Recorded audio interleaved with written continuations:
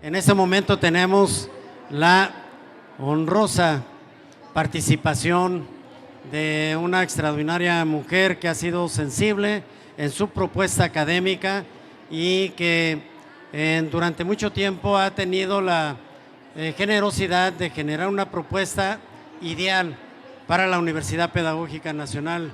Tuve oportunidad de conocerla de cerca cuando estuvo participando con el doctor Tenoch y hoy es la rectora de la Universidad Pedagógica Nacional, una gran persona, una gran maestra y una gran mujer. Ella es la doctora Rosa María Torres. Les pido de favor de que le brindemos un fuerte aplauso. Ella es doctora en Pedagogía por la Universidad Nacional Autónoma de México, rectora de la Universidad Pedagógica Nacional, miembro del Sistema Nacional de Investigadores SNI en el nivel 1, con numerosas publicaciones en torno a la formación docente y la educación, las políticas y programas educativos a nivel nacional e internacional, así como en la educación artística. Son muchas las cosas que podríamos decir de ella, pero por cuestiones de tiempo mejor aprovechamos lo que ella nos va a decir. Hoy nos va a hablar sobre la docencia en la nueva escuela mexicana. Con gusto le vamos a escuchar. Un aplauso, por favor. Que alguien me indique el tiempo cuando ya, ¿sí? Por favor. Hola, buenas tardes a todas y a todos. Voy a hacer una presentación que espero que sea de su interés. En realidad ahora me voy a centrar en el papel de los maestros y las maestras en esta propuesta de la nueva escuela mexicana. Voy a intentar concentrarme porque en realidad el ruido es bastante complicado, pero lo voy a intentar y si no, me interrumpen y me dicen no se está entendiendo nada y vuelvo a repetir. Si vemos la siguiente, por favor. Primero que nada hay que indicar que venimos de un proceso que se llamó en América Latina particularmente el neoprofesionalismo o reprofesionalismo, que en realidad colocó a los maestros en la idea de múltiples fuerzas y formas de determinar las identidades de los maestros, ¿no? O sea, empezó a haber una necesidad de trabajar sobre los maestros, de hacer una idea de que los maestros eran por el desempeño profesional que tenían, es decir, lo central era el desempeño. El otro asunto era la eficacia docente. Esto estuvimos durante un buen rato en este proceso. El establecimiento de sistemas de evaluación que se dieron en toda América Latina. Hay un excelente texto de Cuenca acerca de que analiza todos los sistemas de los países latinoamericanos y cómo se instauraron para evaluar a los docentes.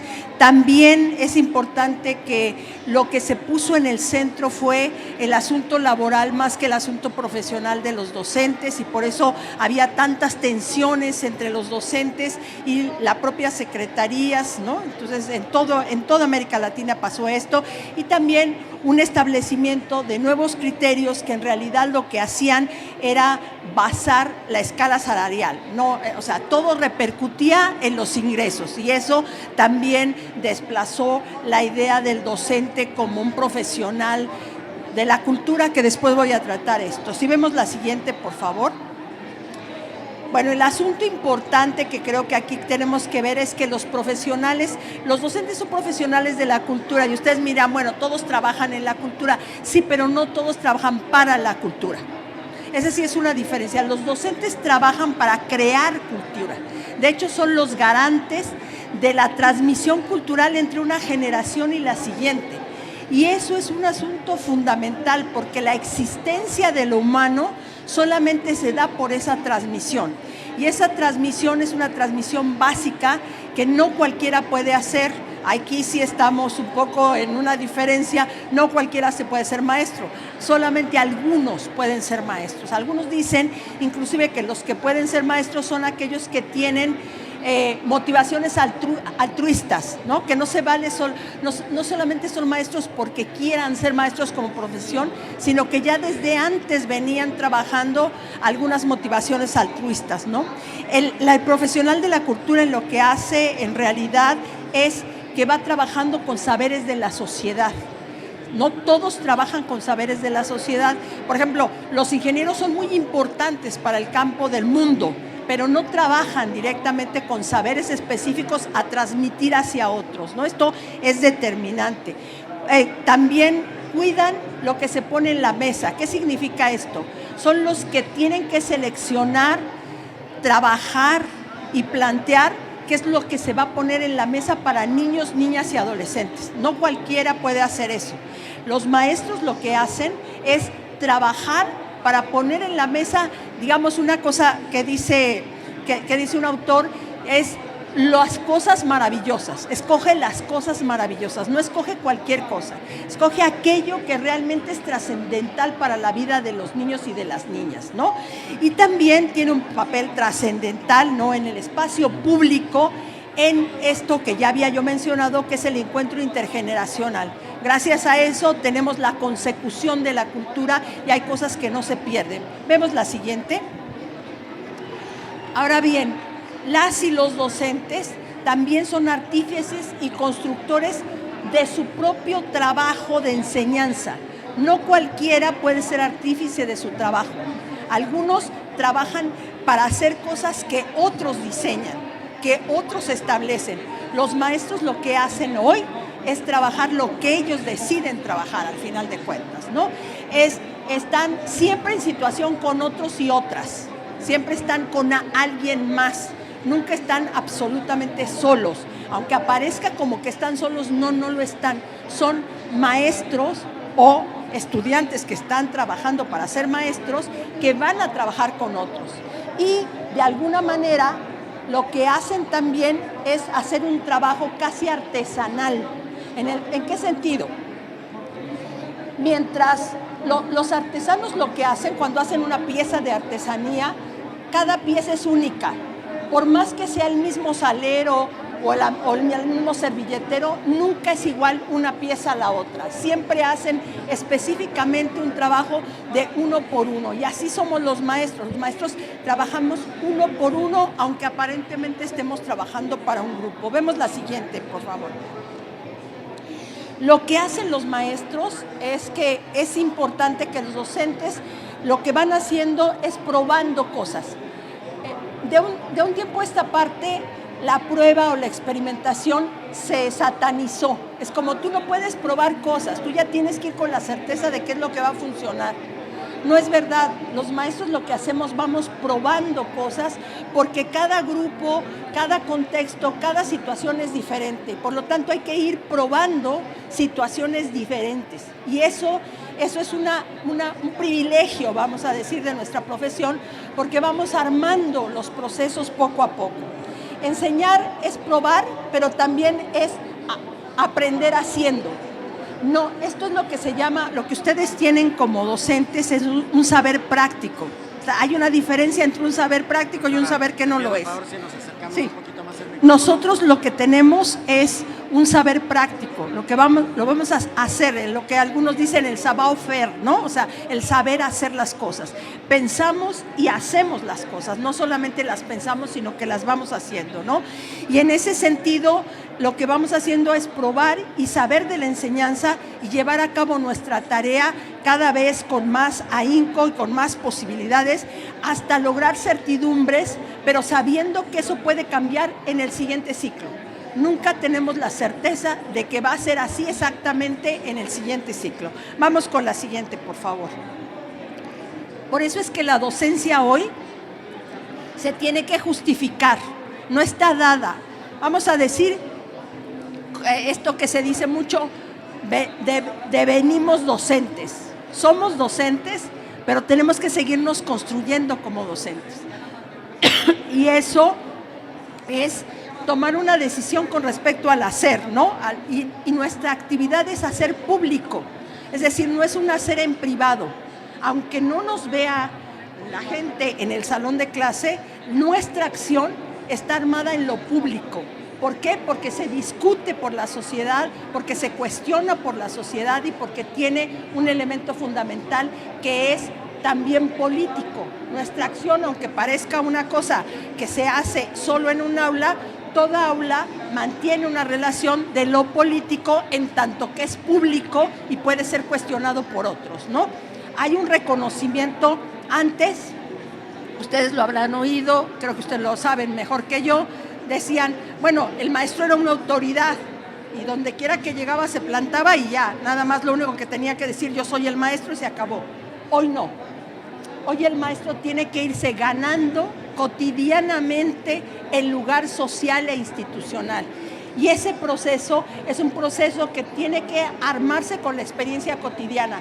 La cotidianidad de los docentes va construyendo su propio trabajo, ¿sí? Vamos a la siguiente, por favor. El oficio, por lo tanto, no está dado como oficio, está dada la profesión y es muy importante, pero ahora ya es en el hacer, en el todos los días de la escuela, donde se va a recuperar, a reconquistar el oficio. Es decir, en los contextos reales es donde verdaderamente los maestros se hacen maestros, ¿no? Y ponen en juego, no sin teoría, no es que uno vaya así nada más y llegue y tenga que hacer, no, sino fue por una formación teórica y práctica que nosotros logramos ser maestros. Y en ese sentido se ponen en juego saberes de los docentes y se trabaja con la contextualización del currículum. Por eso el currículum es importante, porque es ahí donde se juega el saber del maestro y la resignificación del currículum. En ese sentido, de alguna manera los maestros, ¿no?, ponen al mismo tiempo las condiciones de los estudiantes y de las estudiantes, la cultura universal, que es muy importante, esta discusión acerca de si había matemáticas o español, por supuesto que ahí no existe escuela sin eso. Las escuelas no existen porque lo que está en las escuelas también es la cultura universal, no pueden existir sin eso, porque para eso también se creó la escuela y por lo tanto están ahí la ciencia, los valores y las diferentes maneras de vivir y convivir. Vamos con la siguiente, por favor. Ahora, ¿qué es la escuela mexicana? Solamente voy a marcar 3 cosas, ¿no? Una es que la educación hoy en México, la escuela, ¿sí?, es considerado un derecho humano, desde la educación inicial hasta la superior. Todos y todas tenemos derecho a la educación. No es, antes era un derecho social. ¿Qué significa? ¿Cuál es la diferencia entre un derecho social y un derecho humano? El derecho social conmina a las personas a que lo obtengan. El derecho humano es una obligación del Estado. Está obligado el Estado a que todos y todas obtengan el derecho a la educación. Y eso es una diferencia sustantiva. El otro es la dignidad humana y, por lo tanto, el derecho a la educación. Es decir, el derecho a la educación es fundamental, pero sí y solo sí si existe dignidad humana. Si no existe dignidad humana, no está visto como derecho. El otro punto es la educación para la ciudadanía democrática. Esta nueva escuela mexicana pretende un trabajo de ciudadanía democrática, es decir, una formación de capacidades para que las niñas, los niños y los adolescentes puedan trabajar en una sociedad democrática y además contribuyan a ella, ¿sí? Y a veces dice la gente, pero ¿cómo los niños de segundo año van a contribuir a la democracia? Pues claro que sí. En el momento que ellos piden algo y hacen oír su voz, en ese momento se están entendiendo en su construcción ciudadana. Poco a poco se van construyendo como nos construimos todos nosotros.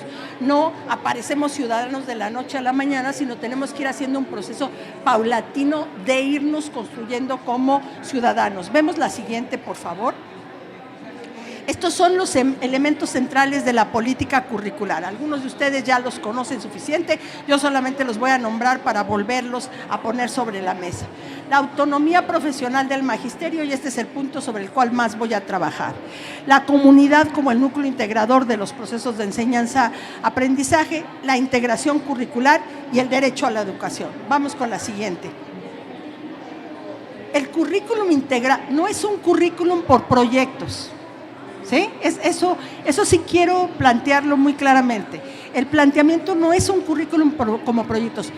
Entre otras cosas, trabaja por proyectos, pero puede incluso no trabajar por proyectos si ustedes consideran que se puede trabajar de otra manera. Es decir, aquí lo que hay fundamentalmente es un currículum integrado. ¿Qué significa un currículum integrado? Por un lado, integra conocimientos, es decir, que las asignaturas no estén por separado. 2, integra experiencias, integra la experiencia del docente con la experiencia del alumno y con la experiencia de la comunidad. Puede ser la comunidad escolar o la comunidad del entorno. Integra prácticas sociales. ¿Qué quiere decir eso?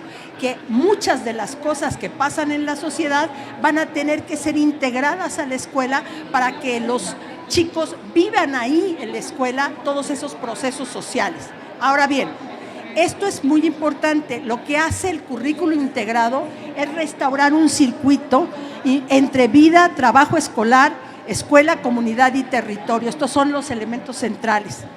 Lo que hace es seleccionar de la realidad aspectos que puedan ser objetos de conocimiento. Es decir, no solamente los que ya están dados en la ciencia, las artes, las humanidades, las tecnologías, sino algún objeto de conocimiento que se va construyendo al interior también de la escuela y considerar la unidad en la diversidad. No ver a la diversidad como un problema, sino como una riqueza. Es una riqueza en tanto que permite un diálogo entre los diversos. Vamos con la siguiente, por favor.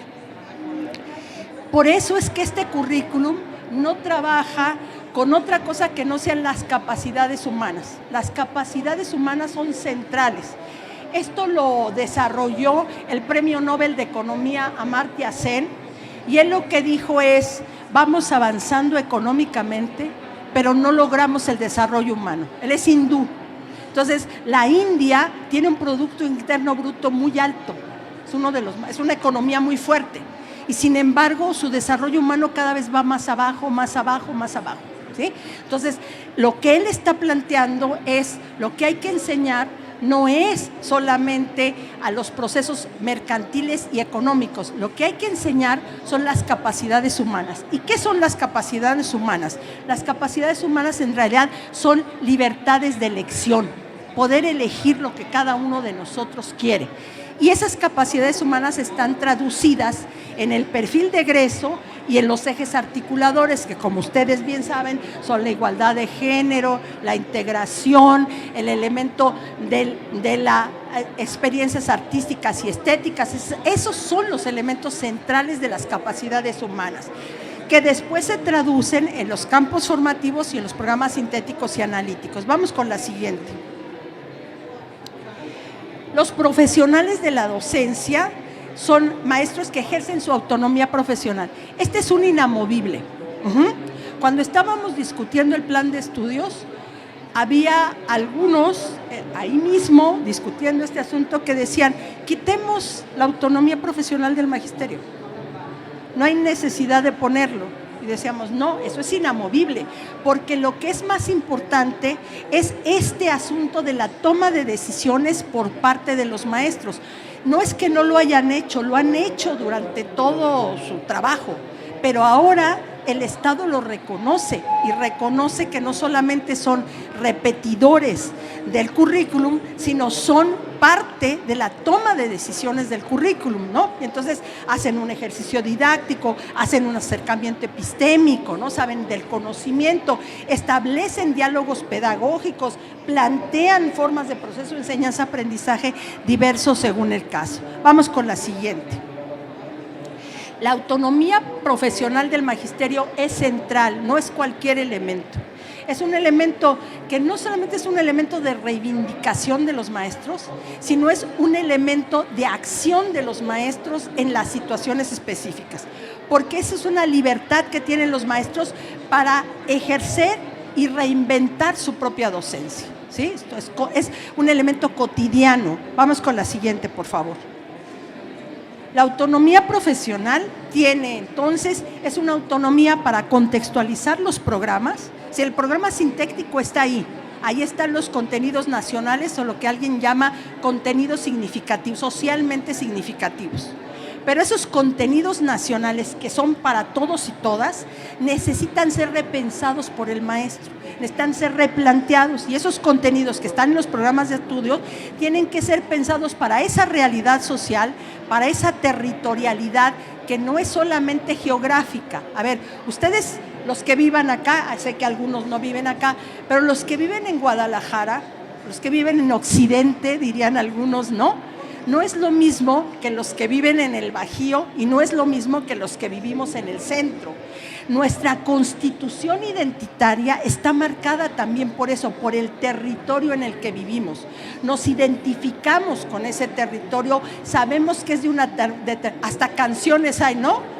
Guadalajara en un llano, México en una laguna, o sea, es decir, arma una condición identitaria que va marcando la forma como uno va trabajando.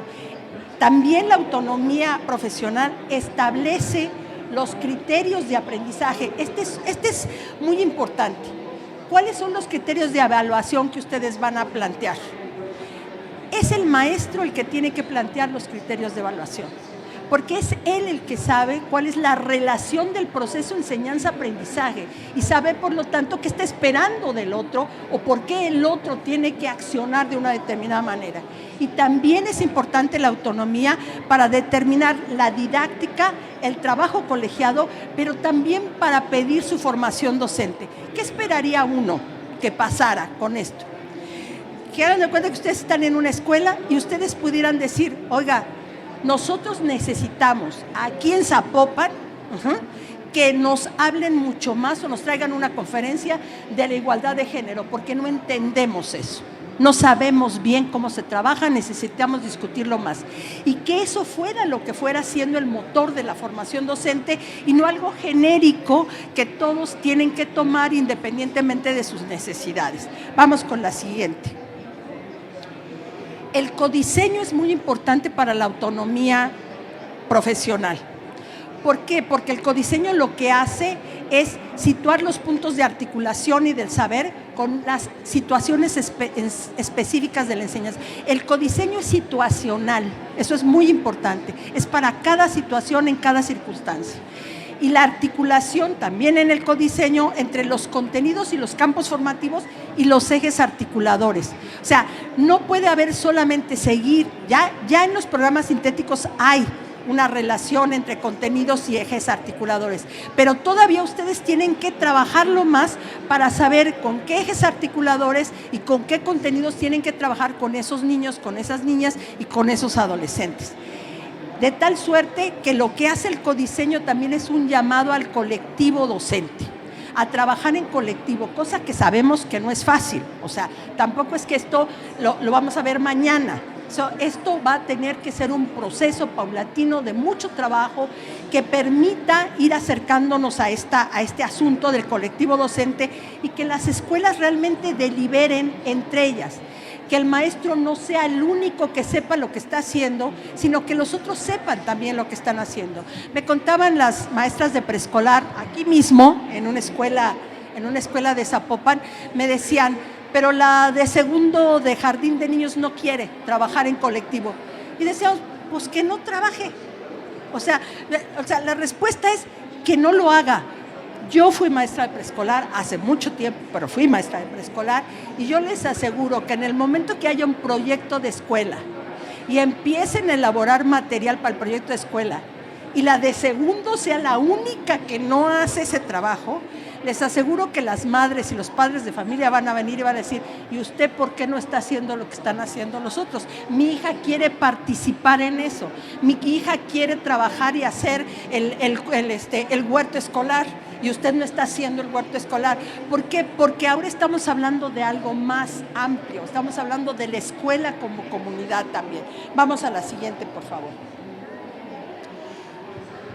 Vamos a la siguiente. Es muy importante esto de enseñar y organizar el saber para los maestros, para la autonomía. Es proporcionar una ayuda necesaria para el otro. Esa es la función de ser docente, apoyar al otro. Y también es un compromiso de la persona y la disposición de ciertos recursos para que otros aprendan. Y eso es la labor de autonomía del propio docente. Vemos la siguiente, por favor.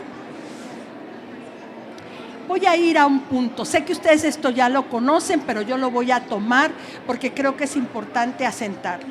¿Cómo se elabora un programa analítico? Que eso es como la gran pregunta, ¿no? O sea, como si fuera un misterio, ¿cómo le hacemos para hacer el programa analítico, ¿no? Y entonces vamos a ver qué es primero, ¿por qué tenemos que elaborar un programa analítico si ya tenemos el programa sintético? Porque el programa sintético tiene una característica. 2 campos, el de saber y pensamiento científico, sí está secuenciado las matemáticas. Ahí sí hay secuencia, ¿eh? Ahí sí no hay manera de perderse. Está la secuencia de las matemáticas. En el caso del lenguaje, también está la secuencia, porque está la alfabetización inicial y cómo paulatinamente vamos a seguir en el trabajo de las lenguas, ¿ok? Pero donde no hay una secuencia necesariamente es en el campo de ética, naturaleza y sociedades, ni tampoco en de lo humano y lo comunitario. Y ustedes dirán, ¿por qué no hay una secuencia ahí? Porque esa es una manera de integrar diferente el conocimiento para que ustedes vayan jugando poco a poco con esos procesos. Entonces, ustedes pueden estar viendo algo en ciencias naturales, digamos, en pensamiento científico, que esté ligado con ética, naturaleza y sociedades, que no sea la primera parte, sino la parte intermedia.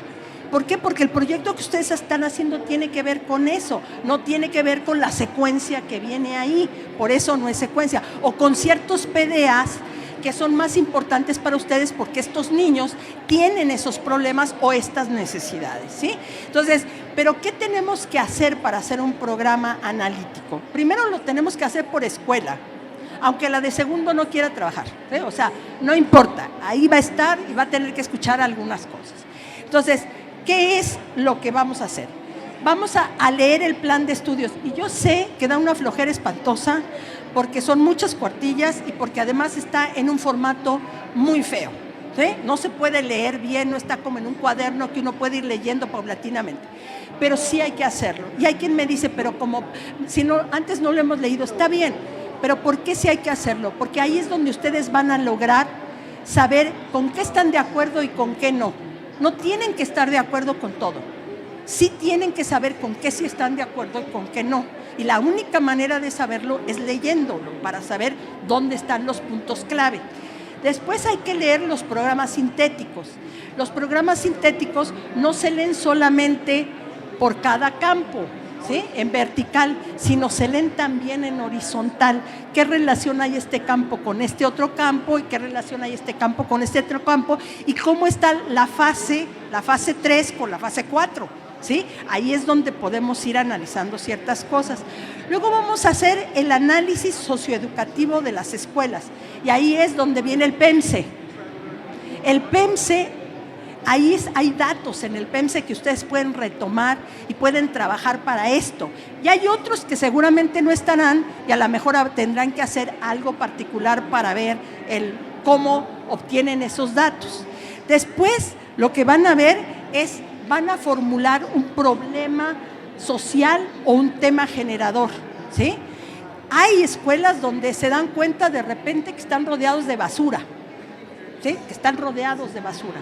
Y entonces empiezan a preguntarse, y como tienen el antecedente que los niños hacen comentarios al respecto, porque los niños también tienen que participar en esto, empiezan a decir, bueno, ¿por qué no tomamos este problema de la basura? ¿O por qué no tomamos el problema de que los padres de los niños son sombrereros? Pero esa labor se está perdiendo en la comunidad.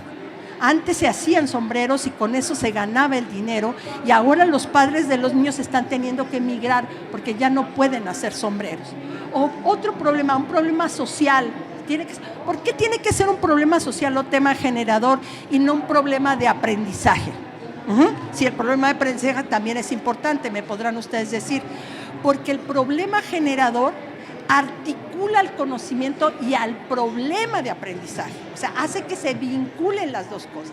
Entonces, si tienen ustedes un problema de que los niños no saben operaciones básicas, es importante, pero el chiste es cómo ustedes frente a un problema social pueden articular eso también. Entonces, el problema social o tema generador, y ahí sí es Freire, ahí sí es absolutamente Freire. Freire dice que hay que tener un problema de interés social para que la gente tenga el interés de aprender, si no, se pierde el interés, ¿sí? Y luego relacionar este problema con los ejes articuladores, volver a traer a los ejes articuladores. Vemos la siguiente. Una vez que tengo ese trabajo, hago preguntas. Este paso casi todo el mundo se lo salta. Ya tiene el problema y dice, ahora sí vamos a las actividades. Pero hay que hacer preguntas. ¿Por qué hay que hacer preguntas? Porque la pregunta es la base del conocimiento. De hecho, Freire tiene un libro que se llama Pedagogía de la Pregunta, justamente por eso. Porque Freire dice, quizás no podemos resolver los problemas sociales nosotros en un pequeño grupo de segundo año de jardín de niños, pero lo que sí podemos es pensarlo. Eso sí podemos. Todos los sujetos podemos pensar los problemas y capaz de que eso que pensamos, ¿sí?, es mucho más factible que lo que han pensado otros para ese problema, ¿sí? Entonces, las preguntas son muy importantes y hay que hacerlas. ¿Se acuerdan que dice en uno de los consejos técnicos algo así como de problematice? Bueno, ¿de qué manera problematizamos? Pues preguntando, ¿no? O sea, si no, vean a cualquier niño de cualquier edad que uno ya hasta le dice, ya por favor, ya no me sigas preguntando, ¿no? Porque ya llega otro problema y otra situación y se van en cadena, digamos, ¿no? Luego tenemos que ver los libros de texto. Los libros de texto están organizados, unos por proyectos, otros está el de múltiples lenguajes, ¿no? O sea, hay diferentes libros de texto y esos libros de texto sirven para cosas distintas, no todo sirve para lo mismo. No están armados por lección y por tema, no están armados así. A mí aquí, también en Zapopan, me acuerdo que un maestro, cuando fui a la secundaria técnica, me dijo, mire maestra, no me voy a hacer bolas con el programa analítico. Yo cuando salgan los libros, así los voy a seguir. Y le dije, le tengo una mala noticia. No vienen por lección y por temas. Aunque quiera seguirlos, no se va a poder, porque no hay manera, porque están en relación a los programas, pero no están por lección y por tema. Ya Freinet, en el siglo pasado, a principios del siglo pasado, discutió este tema y dijo, nos ganaron los que dijeron que se hicieran los libros por tema y por lección, pero en realidad el gran impulso pedagógico de ese momento iba a plantear problemas y a que fueran los niños los que trabajaran esos problemas a partir de su relación comunitaria, ¿no? Bueno, después tenemos la metodología, que puede ser metodologías sociocríticas, metodologías globalizadas. Alguien me pregunta, siempre propongo este ejemplo, me pregunta, pero yo tengo un problema con mis niños porque todavía tienen una dificultad con la suma y con la resta. Entonces, primero la suma, quiero trabajar la suma. ¿Puedo hacer un club de matemáticas los viernes? Claro, por supuesto que sí. ¿Cuál es el problema? Tengo mi proyecto, tengo otro proyecto, un proyecto de escuela, un proyecto de aula y aparte tengo mi club, no hay problema. El maestro es el que tiene que ir determinando cómo va trabajando, ¿sí? Y después la evaluación formativa y la acreditación, entendiendo que la evaluación es una cosa fundamental, no es cualquier cosa, ¿sí? Es una cuestión que hay que pensarlo y que debe ayudarnos para dos cosas la evaluación formativa, no solo para evaluar lo que sabe los niños y las niñas o lo que conocen, sino fundamentalmente también para ver cómo estamos enseñando. La evaluación formativa sirve para saber qué tanto está funcionando lo que yo estoy planteando. Y ahí pueden ustedes, cuando saben que no está funcionando, vamos a suponer que un proyecto ya lo están llevando a cabo y no está funcionando. Ustedes pueden usar el libro de múltiples lenguajes y darse un descanso. Descansar en el proyecto. Hacer una actividad de ahí con la cual van a aprender los niños, pero no siguen sobre lo mismo, sino aprenden otra cosa. Y luego regresar al proyecto. Eso no está mal, es parte de la dinámica para hacer un buen trabajo, digamos. Vamos con la siguiente. Aquí está lo de los libros, no lo voy a repetir, solamente que sí es importante que se trasciende el libro único, ¿no? Ya no es un espacio único y no es solamente para el aula, también es para otros lugares. Atiende con mayor decoro a la diversidad, ¿no? Van ustedes a encontrar, y alguien dice, ¿y qué? También les vamos a enseñar PEME, y también les vamos a enseñar náhuatl. No, a ver, tranquilos. Pero lo que sí se van a enterar los niños es que también hay náhuatl, ¿sí? Y que también hay tojolobán, y que también hay tepehua, o sea, se van a enterar. Y hay lugares donde los padres de familia se están organizando, tepeguas, yo acabo de estar allá en Hidalgo, donde una madre de familia lo que hace es decir, ¿por qué este cuento que está en Tepegua no es el Tepegua que hablamos aquí, en Tenango de Doria? Es otro Tepegua, totalmente distinto. Lo que yo voy a hacer es voy a venir con el grupo, con la maestra, les vamos a leer el texto en Tepegua y luego les vamos yo voy a escribirlo en mi Tepegua, en el Tepegua de Hidalgo de Tenango de Doria, y los vamos a leer y les vamos a explicar por qué hay dos Tepeguas, porque hay dos variantes dialectales totalmente distintas. Y ahí es donde está el trabajo entre la comunidad, entre la familia y entre el maestro, ¿no? También es importante que favorezca la equidad y la igualdad, ¿no? Y cuando decimos la igualdad, es igualdad sexual, es igualdad de género, es igualdad de raza, es igualdad de etnia. Hablamos de todas las igualdades y de todas las equidades posibles, ¿sí? Vamos a la siguiente. Bueno, los libros de texto, no voy a mencionarlos en particular, están los libros por proyectos, los libros de nuestros saberes, ¿no? Vamos a la siguiente. Los libros de proyectos, a ver, en los libros de proyectos hay un número determinado de proyectos. La pregunta es, ¿los tengo que hacer todos? No. Tiene que hacer aquellos que sean útiles al programa analítico que ustedes formularon. Los que no, no. ¿Sí? Tengo que hacer uno de aula, uno de escuela y uno de comunidad, de preferencia sí. Pero esa escuela tendrá que determinar qué es lo que va a hacer, porque no todos tenemos que hacer lo mismo, ¿sí? Aquí tienen ustedes planteado, en el caso del campo de lenguajes, el de saberes, conocimientos, cuáles son los enfoques sugeridos, pero no quiere decir que forzosamente así lo tienen que hacer. Esa es una sugerencia necesaria que les puede ayudar mucho, que ahí esté establecido. Vamos a la siguiente, por favor. Los libros de texto, también está de múltiples lenguajes, que les decía que ese es como para descansar y para que los niños aprendan otras cosas y ustedes también tengan un momento de volver a pensar qué es lo que están haciendo, ¿no? Y el caso de Libros sin recetas, que es un libro para los maestros. No es un libro de metodología, es un libro para que los maestros analicen cuál es el papel que están jugando en la educación. Para eso es el libro por eso es un libro sin recetas, si no se llamaría un libro con recetas, ¿verdad? Pero no es un libro, es un libro sin recetas, ¿no? Vamos con el siguiente. ¿Hay otros libros de texto? Sí. Como ustedes se habrán dado cuenta, se diversificó la cantidad de libros de texto. No es que se haya reducido, se amplió. ¿Por qué se amplió? Porque aunque no vienen por campos y no vienen por disciplinas, una cosa es la disciplina y otra cosa es la materia. No vienen por disciplinas, sí que se va ampliando la posibilidad y hay otros libros. Por ejemplo, para los de quinto y sexto año de primaria está la cartografía, se les va a proporcionar también la cartografía. Para niños de cuarto, quinto y sexto se les va a proporcionar Grandeza y Diversidad Mexicana. Es un libro más centrado en historia, pero no es un libro de historia, es un libro que analiza la historia.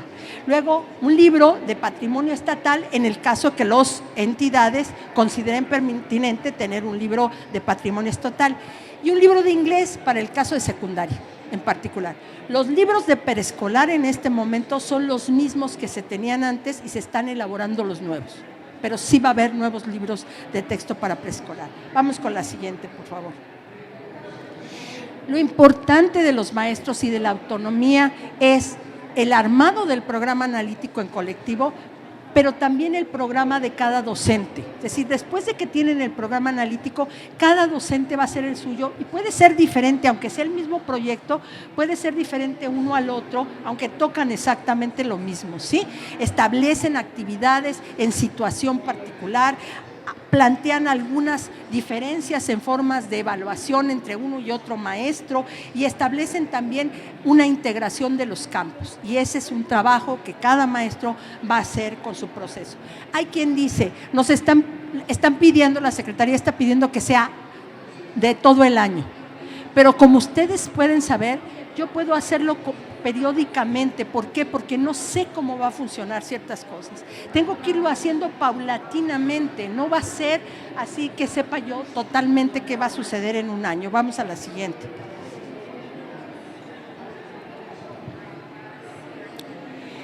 Yo termino aquí porque quisiera más como un diálogo con ustedes.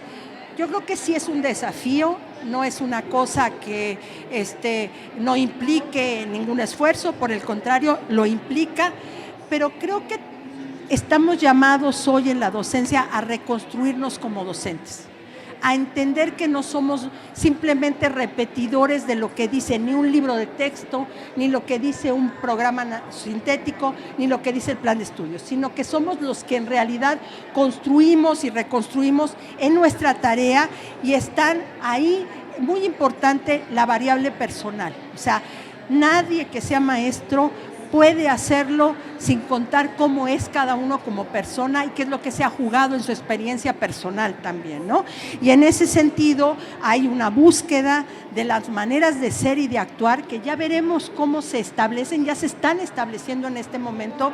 Yo ya les puedo decir algunas cosas que hemos estado viendo en algunas situaciones de investigación, como por ejemplo, ¿no? O sea, hay ciertos sujetos con clara resistencia a trabajar así y siguen trabajando de la misma manera como venían trabajando.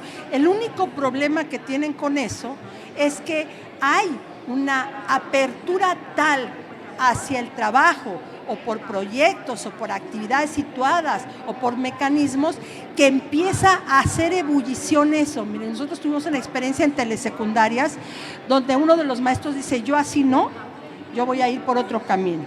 Está bien. Cuando los alumnos empiezan a salir al patio, empiezan a elaborar ciertas cosas, trabajan láminas, empiezan a ejercitarse, a trabajar fuera del aula, empiezan a reclamar también ese mismo trato porque es necesario para los alumnos, ¿no? Y en ese sentido lo que tenemos es un oficio importante que hay que recrear y volver a restablecer por la importancia que tiene. Después de la pandemia tenemos que reconocer que la sociedad nos volvió a dar un lugar, pero ese lugar se puede perder muy fácilmente. Y por otra parte, los que somos maestros sabemos que, a diferencia de lo que pensábamos antes de la pandemia, de que la especie era eterna, la especie no es eterna. Se puede acabar en cualquier momento. Y si no armamos algo para que los chicos entiendan que también hay que cuidar al mundo, no solamente a las personas, sino al mundo, al aire, que el aire no nos pertenece, que el agua no nos pertenece, que es parte de todos nosotros, entonces va a ser muy difícil que armemos algo para que es nuestro mundo y que es el mundo de todos nosotros y también de los animales y de las plantas. Muchas gracias por su escucha, podemos platicar más. ¿Cómo está, maestro? ¿Cómo le va? Si alguien tiene algún comentario, alguna pregunta, tenemos así unos minutos. Adelante, maestro, por favor.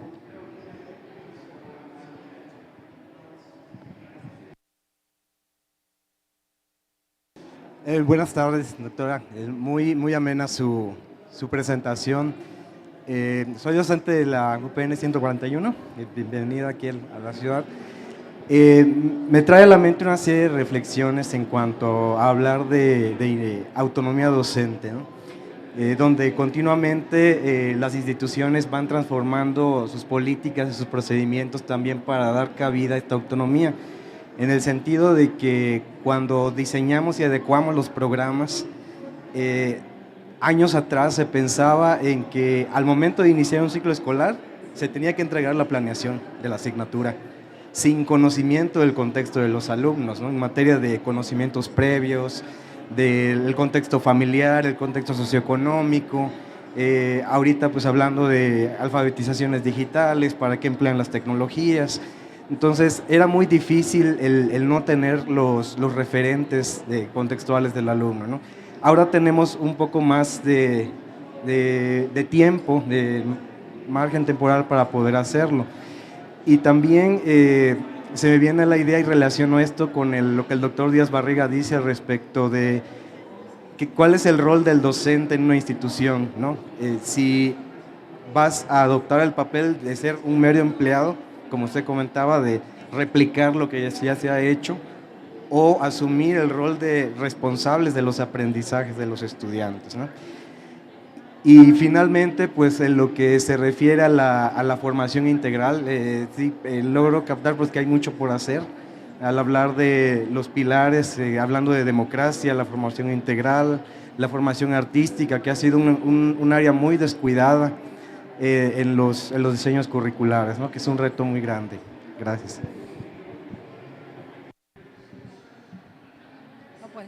Yo creo que no tengo mucho que comentar al respecto, yo estoy de acuerdo. Por allá tenían una pregunta. Gracias, maestro. Sí, por allá y por acá.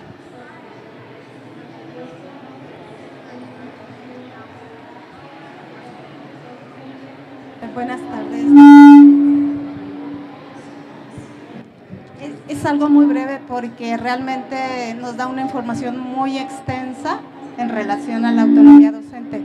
Pero por otro lado, a mí me gustaría saber de forma así muy concreta de cuál ha sido la respuesta de algunos de los profesores de educación básica respecto a este cambio del libro de texto gratuito, porque se ha generado una gran polémica y controversia desde el punto de vista también de carácter político, pero sobre todo a mí me gustaría saber cuál es la respuesta de la mayoría de los profesores en ese sentido. Yo creo que falta indagación al respecto. Estamos empezando y creo que hay necesidad de una indagación más profunda, pero lo que hasta ahorita yo puedo ver, sobre todo en el trabajo en Baja California, donde una compañera mía está haciendo un seguimiento muy puntual de qué está pasando con los docentes, o por ejemplo en Colima, que estamos intentando hacer un trabajo, o en el caso de Tlaxcala, que ahí el doctor Ángel Díaz Barriga está trabajando con un equipo. ¿Qué es lo que estamos viendo, ¿no? Hasta ahorita, hasta este momento? Hay mucho entusiasmo, porque hay algo que sí es básico, la confianza al maestro. El principio fundamental para que pueda avanzar una educación es confiar en el maestro, ¿sí? Ahí estamos. Ahora, hay cierto desconcierto, porque este sí es un cambio radical. No estamos hablando de un cambio, digamos, simplemente de que ahora metimos vida saludable o ahora trabajamos más tecnologías. No, o sea, es un cambio muy fuerte, es fuerte, ¿sí? Entonces, sí hay también desconcierto. ¿Qué es lo que está pasando?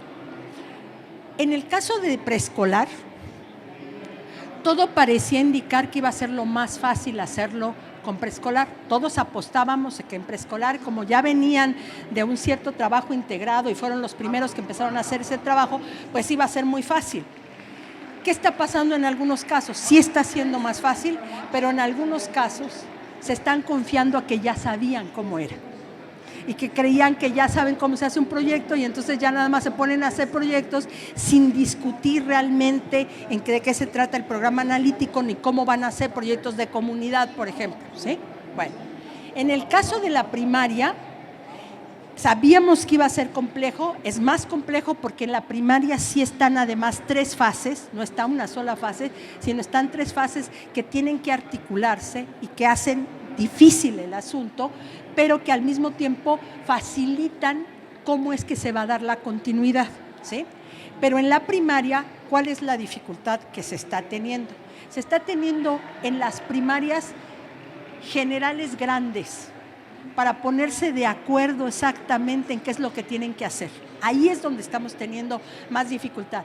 En las primarias indígenas no, porque sienten reivindicado el asunto de los indígenas, porque sienten que allá en las comunitarias también sienten reivindicado el asunto. Entonces, hay mucho entusiasmo sobre esto, pero las primarias generales, la organización es absolutamente distinta, y entonces por eso hay que ver qué es lo que sucede ahí.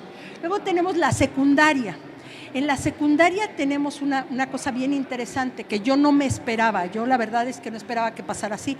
En la secundaria tenemos las secundarias generales, que son las que está costando más trabajo porque se tuvo que respetar la forma de contratación laboral. No se puede no se puede desarmar la contratación laboral en este momento. Entonces, ya se había perdido el trabajo por academias, ya no se trabajaba colectivamente. Entonces, ahorita recuperar eso con maestros que además algunos llegan a tener hasta 400 alumnos. O sea, esa es la verdad, o sea, esa es la realidad de la condición, ¿no? Y entonces, tenemos ese problema y ahí está siendo muy difícil remontar este asunto. Pero no así en las secundarias técnicas. Y ustedes me dirán, ¿y por qué? ¿Por qué en las secundarias técnicas se está haciendo más fácil? Porque encontraron en esto de la autonomía profesional y en el currículo integrado la posibilidad de trabajar identitariamente, es decir, de volver a recuperar lo que hacían como secundarias técnicas y entonces a lo mejor proponer ciertos talleres, establecer ciertas dinámicas. Entonces ha sido como un momento de cohesión entre los maestros que no esperábamos que tuviera. Las telesecundarias a las que multigrado y telesecundarias sentíamos que ya estaba hecho, que así venían trabajando de toda la vida y que lo único que tenían que hacer era como entender esta nueva dinámica y armarlo. La verdad es que no ha sido tan cierto, porque voy a decir una cosa que espero que no moleste, pero la burocratización de las telesecundarias ha sido muy fuerte, muy, muy fuerte. Y entonces hay como una serie de lineamientos normativos que a los maestros no les permite actuar de manera más libre. Y eso está impidiendo un buen desarrollo de esto cuando son los que mejor lo podrían hacer. No así en multigrado. En multigrado sí estamos teniendo, va solito, digamos, o sea, que va solo, o sea, van armando las cosas muy interesantemente. Ojalá se pudiera hacer que los maestros de multigrado les plantearan experiencias a los maestros de generales y así pudiéramos hacer un intercambio. Este es el panorama hasta ahorita, es un panorama diverso, complejo, pero igual tenemos ese panorama. A ver, lo cual no hace menos posible la tarea. ¿Por qué digo que no hace menos posible? Porque no me digan ustedes que antes no había maestros también de las secundarias generales que compraban las planeaciones o que no hacían planeaciones y repetían lo mismo en un lugar que en otro sin importarle en qué iban los estudiantes. O sea que no estamos tampoco tan alejados de lo que puede ser un proceso. Lo que sí es que nosotros apostamos a otra cosa. No queremos eso, queremos otra cosa totalmente distinta. Por eso es que el eje de las artes y la experiencia estética, hay quien dice en el campo de la educación que la enseñanza en la escuela, los contenidos, el trabajo con las materias, con las disciplinas, ¿sí? Es ya una experiencia, puede ser una experiencia estética. No necesita estar el arte. La experiencia estética es el placer, el disfrute de algo y se pueden disfrutar las matemáticas y se puede disfrutar la historia y se puede disfrutar la filosofía, ¿sí? Entonces, esa es la parte importante. Por eso ahora es un eje y está en lenguajes, o sea, atraviesa las dos formas, tanto en lo horizontal como en lo vertical. Sí. Pues le agradecemos mucho, doctora. Un honor y gracias por su contribución. Tenerla por acá. Un aplauso, por favor, muy fuerte. Muchas gracias. Pediríamos a la directora, si nos permite, doctora, a la directora de UPN, al director de posgrados, si nos hace favor de pasar acá al frente para hacer entrega del reconocimiento a la doctora Rosa María Torres.